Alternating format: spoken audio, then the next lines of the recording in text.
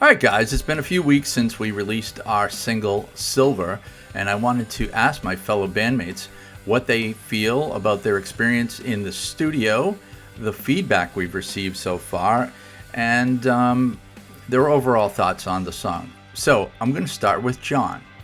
All right, John, so I always love being in the studio while you're recording your guitars. I mean, it's always just amazing to watch the master at his work, and I love just all the sounds you get, all the different nuances you put into a song, and it's just amazing to be there in the room, and also to take some feedback from other people that happen to be putting in their 2 cents, especially me. Anyway, so I wanted to ask you a few questions. What was the most challenging thing about recording Silver in the studio? I think the real challenge in recording Silver for me was not really in the studio, but in the actual writing of the song. I had a lot of trouble coming up with what I was going to say in this song. You know, Sharky had this great bass line. It's been called Buoyant. Jennifer had this wonderful melody.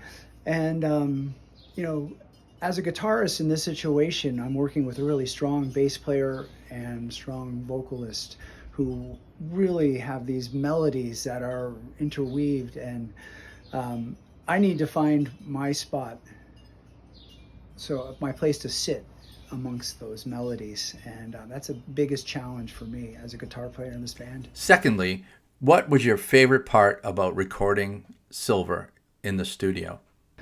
My favorite part, I would say, being in the studio with the band, first of all. And let's not forget Bob St. John, who indulges all these ideas I might come up with, and also who encourages me to let loose and be me in the studio. He really wants as many bits and pieces from my playing as he can get. So he has like a palette to work with, and I love multi-tracking, which brings me to the absolute favorite part of the song, which was the tail end of the song. When we came to the end, I think I probably got somewhere around, 8 or 9 guitar tracks on this. We like to sound live like we do in the studio, but in this case, I really wanted to go all out. And I was trying to create almost like a 80s style big country bagpipe guitar sound, hence the melody in the end. We have that was my shining moment, I guess, of the song for me, was to really make that part sparkle and create this feel. And finally, what are your thoughts about all the feedback we received so far? I mean, it's been pretty good, and you've read all the reviews. What do you think about all that? First of all, I guess I'm grateful for the response we've received. I'm excited. We've had a very positive response to the song. A lot of people have felt that the song was uplifting and kind of up-tempo, which is a bit of a departure from our norm. But I think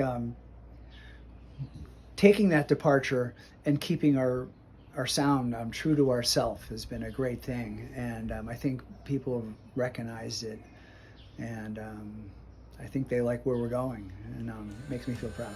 So.